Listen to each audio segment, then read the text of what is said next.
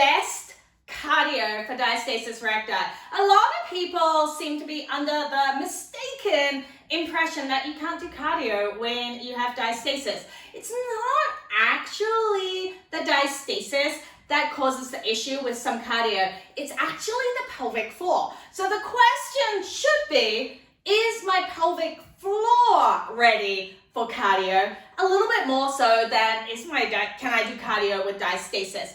Our pelvic floor needs to recover first. So after pregnancy, or even, you could be a male who has diastasis, or maybe you got it in from an operation, or lifting something heavy, or just loading your core incorrectly. It's the same pressure management system from the pelvic floor and the abs. So we need to think about our pelvic floor for cardio and high impact work before we think about our abs. Now, that's not entirely true for some exercises. So if your alignment is like this, and you try to run and do something like that, you're obviously going to cause issues with your abs and your pelvic floor. But if you're nicely stacked and you go running and you're really working the glutes and your pelvic floor is functional, you can run with diastasis. I have ladies running marathons who have a functional diastasis, which means it's firm, it's functional. Their belly's flat if they want it to be. They can run a marathon if they want. They're not peeing their pants. Life is good. Okay, so I want you to think about it as, what is the right cardio to help my pelvic floor become functional, and that in turn will help my diastasis and my whole core become functional. So, is walking good for us? That's probably one of the key ones. And the answer is absolutely. Walking is a fantastic low impact exercise. The faster you walk, the more glute activation you're going to get, which is ideal for our pelvic floor.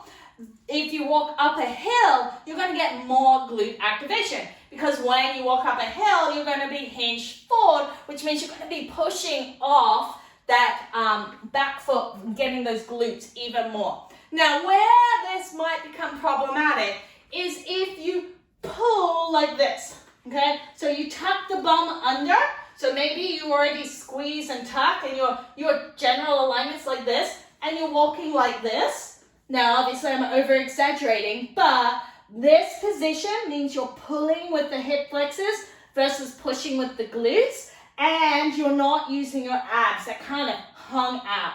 So an ideal thing for this is, if you're pushing in the stroller like this. So I want you to really think about when you're pushing with the stroller that you have it nice and close to you and you're hinged slightly, okay? So we want to always think about stacking that rib cage over the pelvis. Now, as I said, walking is great. It's good for the glutes, good for your alignment, good for your breathing because you can focus on it. However, here's the but, too much walking can actually tighten the pelvic floor. Katrina, why? Why would that happen? Walking's excellent. Well, because it's all front back. And our pelvic floor has muscles that go front back, they have muscles that go to the side, and they have diagonal muscles, right? And we need to work all of those three directions in order for our pelvic floor to be functional and not tighten in at the hips. So think about what we do all day.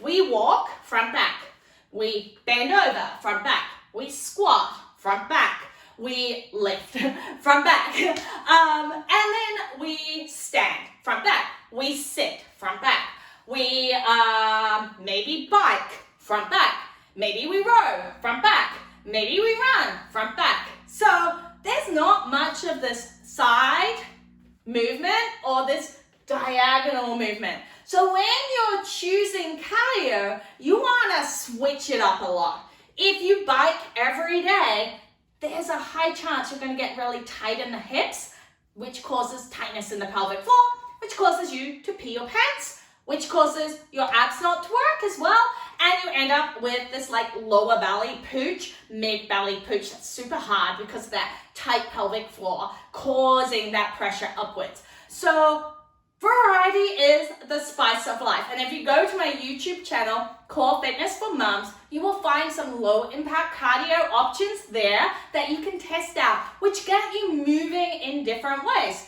I also have loads of them on Confident Fitness for Mums, which has over 400 workouts that are safe for diastasis recti and your pelvic floor. All work along and for all levels, whether you are a marathon runner, CrossFitter, or just starting your journey. I will link to both of those things below after this video. So what I want you to think about is, can I get more side lateral movement in my cardio? Can I get more diagonal movement in my cardio? Can I march side to side?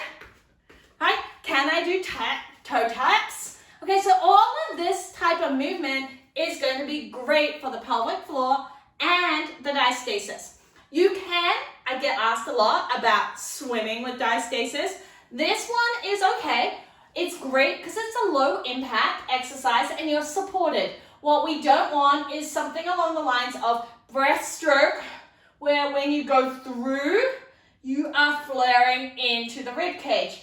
With freestyle, it's normally okay, but some people twist. So it really depends on how you do the stroke and how good you are at swimming, whether you're a swimmer or whether you do backstroke and you're like this, and then you're sharing in at that diastasis. One of the things that is problematic with swimming is our postpartum body is often tight in the chest. So when you try to do something that goes overhead, you end up really flaring into the rib cage.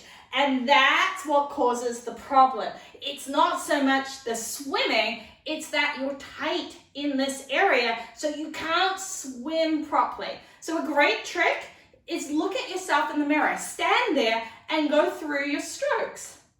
Have a look. Do I dome when I do that, or do I feel okay? Maybe you dome when you do backstroke, but you're totally fine in the freestyle. So stick with freestyle. Kickboards, you don't want to be using a kickboard up here because that tends to cause that arching into the back and flaring of the rib cage. So bring the kickboard in so that you can keep that nice connection and really work the legs for the kick. So it's not that there is any exercise that is bad for diastasis. It's how you do the exercise that may cause the issues. And everybody's different. If you were a swimmer prior to having babies, you can probably swim really well as long as we haven't got too tight. If you weren't a swimmer and you are just like, oh, I'm just going to go because it's a nice low impact exercise, then if you're tight and you don't know the technique, that may cause you to share a little bit. So test it out. I always say, if you try and either your diastasis or pelvic floor isn't getting better after a week of doing that exercise, or if your diastasis or pelvic floor gets worse in the next 48 hours of doing that exercise. So maybe you do a new exercise and you suddenly find that you're bloating more. Maybe you've had more urgency. Maybe you suddenly leak a little bit and you didn't normally. Right? That's an indication that the intensity of the exercise you did or the exercise was not quite right for you yet. Now, you can decrease the intensity by making it easier. So maybe that means lighter weights if you're lifting weights, or slightly slower if you're walking or running, by reducing the time that you're doing it. So maybe instead of 20 minutes, you go for 10 minutes. All right, so you can reduce the intensity that way, or you can switch out the exercise to something that might be a little bit easier and try to increase the intensity of that exercise and work on your core there, and then switch back again. If you're not improving, something is going wrong. So if you're not getting a stronger core, if your leaking's not getting better, then something that you're doing is either too much for you or you're doing it incorrectly. Hence the walking with the flared rib cage, or maybe in the anterior tilt, letting it all hang out, right? So I want you to really think about how you're doing it, the intensity that you're doing, and are you ready for it? Because maybe you're not. Maybe you need to wait a couple of weeks and then go through it. I also get asked a lot about running, so I'm going to quickly check in this. I've talked to you about how I have marathon runners and, half marathons and people who are training for the first 5K. It's totally possible. However, you need to regain function of the pelvic floor first, get that deep core on board second, strengthen your glutes. If you are a runner, you're doing a single plyo exercise. That means that this glute and this glute need to be strong. And most of us have one side that's, a little stronger than the other because we sit into it. And maybe we always carry on one side.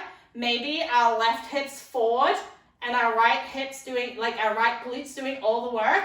So if that's the case, are you going to want to run like this? Or are you going to strengthen yourself up so you can run in a good fashion? So getting your body prepared is number one. And then I like to start my ladies off with sprint training first. I know it's horrible and it's hard work and it's a little boring, but you have never seen a sprinter with weak glutes or weak legs, right? So by sprinting for 10 to 15 seconds and then walking for a minute and then sprinting, you're going to get a much stronger body. You're going to work your diaphragm better. You're going to work your core better. And then you can gradually increase the distance you sprint. By the time you can sprint for a good 30 plus seconds, 10 times, then you're going to be ready to be strong enough to start that longer distance at a slower pace. Surprisingly enough, a slower pace is harder on the pelvic floor. A slow plod puts all that pressure and dynamics up into the pelvic floor, whereas that light sprint, where you hardly touch the ground, is much easier on the pelvic floor. All right, hopefully that helped. I'm going to also post below a blog post about different cardios, because maybe you're interested in, can I do Zumba? Can I play tennis? Can I play golf? And I cover that all in that blog post. Anyway, I hope you have a great rest of your day and that this was helpful for you. Please hit that subscribe button and I will be back next week.